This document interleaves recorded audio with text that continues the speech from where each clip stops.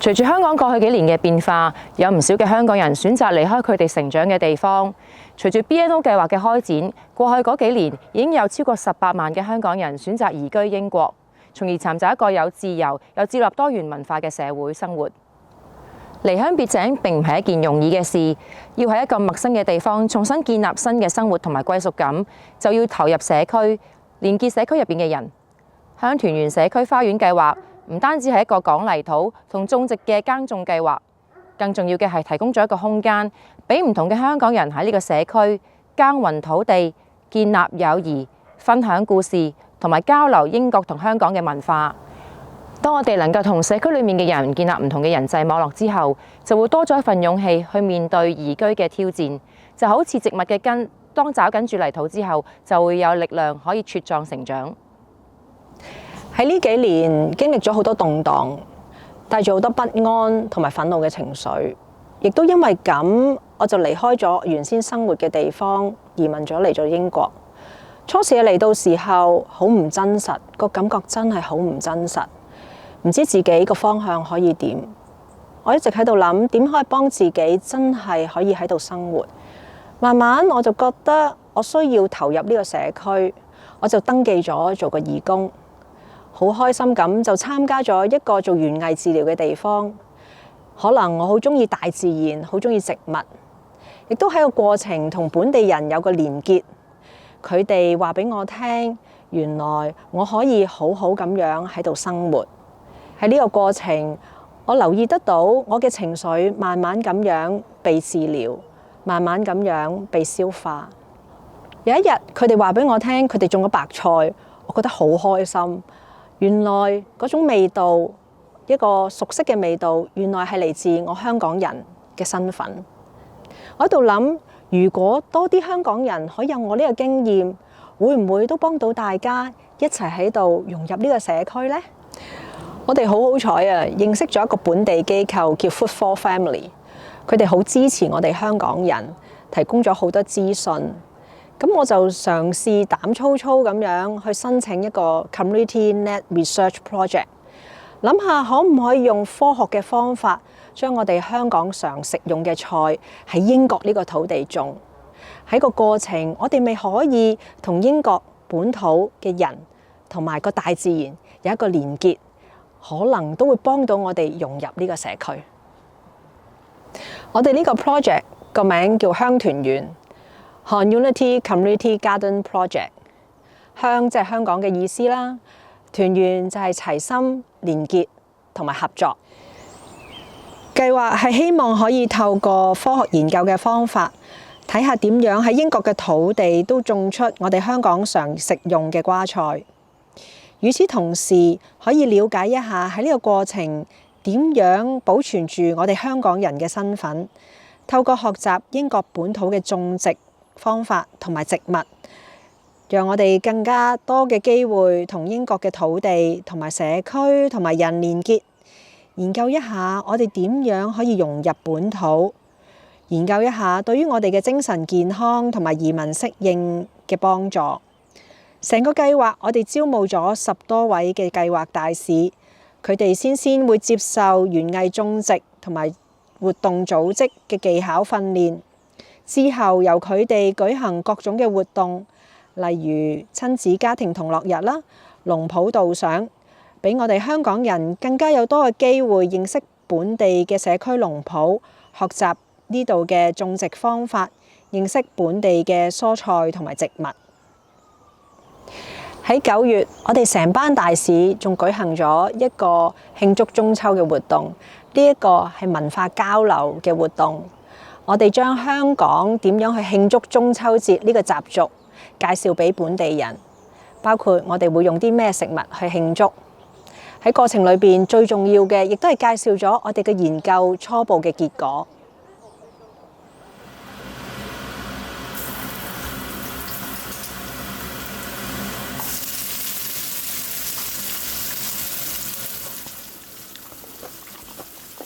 實在太正啦！西超都冇呢啲菜買，但係咧中超又勁貴喎。如果呢度咧本地咧可以咧種到就好啦，大量生產。試下英國嘅菜心，好好味啊！同我喺香港咧姐姐買嗰啲菜心一樣。好掛住我姐姐煮嘅菜。喺英國食到菜心係啊，好好，冇咁掛住屋企，冇咁掛住香港嘅屋企。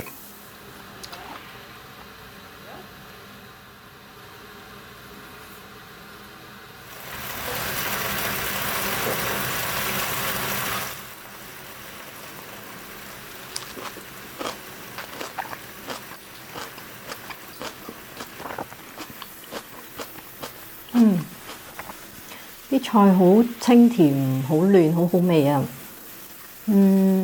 我覺得同香港食嗰啲好似都差唔多，唔大分別啊。其實都好好味。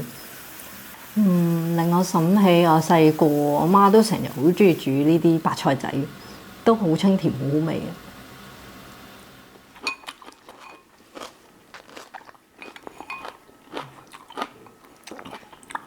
但係到咗知道之後，參加咗呢個 project 啊，再見翻多啲人，就會呢一個嘅認同感係會再多啲咯。每次參與耕種嘅時候，睇住啲農作物慢慢由幼苗開始成長啦，都俾到我一種好療愈嘅感覺。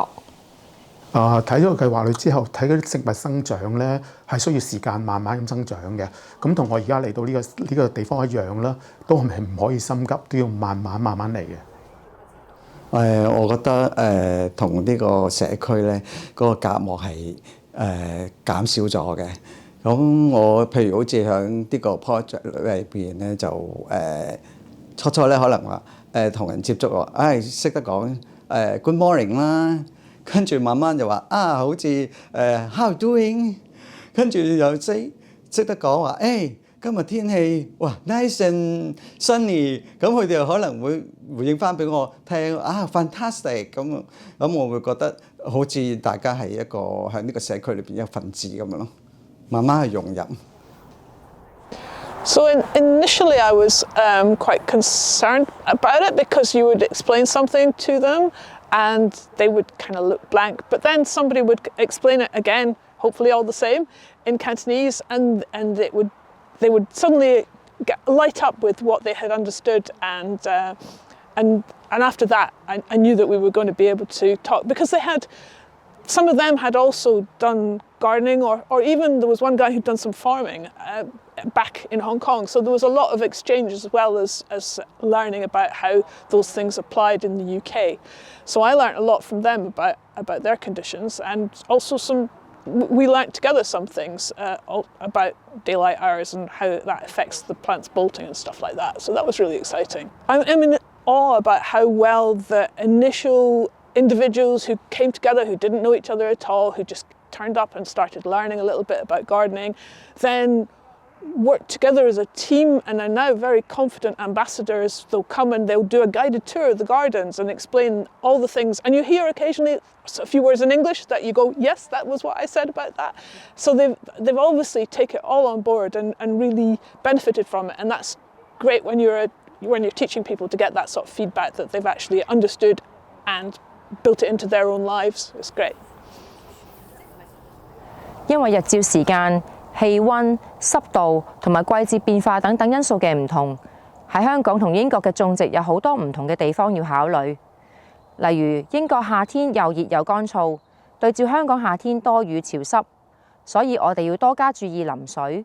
如果唔係，植物就會好容易曬傷。又因為英國植物多接近於大自然嘅環境，蟲害比較多，所以要透過同伴種植同埋沙網保護，減低蟲害對植物嘅影響。另外，英國冬天比香港凍好多，所以全年落嚟可以種植嘅時間會比較短。基於以上種種嘅因素，要成功喺英國種出香港常食用到嘅蔬菜，真係一啲都唔容易。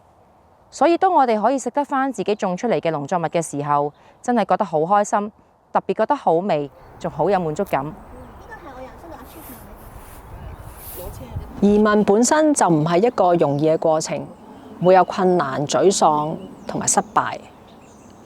不過今次個研究話緊俾我哋聽，就好似我哋帶住香港人嘅身份，都喺度可以喺度落地生根，就好似我哋喺英國嘅土地種香港食用嘅瓜菜，當然啦，一樣要適應呢度本地嘅文化、呢度本地嘅天氣、呢度本地嘅條件。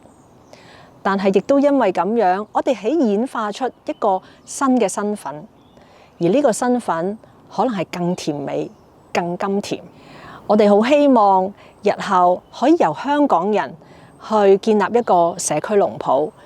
呢個農圃係希望可以帶俾將香港文化帶俾本地嘅人，亦都讓我哋香港人可以更加融入喺呢個英國嘅土地。同處海角天邊，攜手踏平崎嶇，我哋大家用艱辛努力寫下那不朽香港名句。放開彼此心中矛盾理想，一起去追，同舟人世相隨，無畏更無懼。同處海角天邊，攜手踏平崎嶇，我哋大家用艱辛努力寫下那不朽香港名句。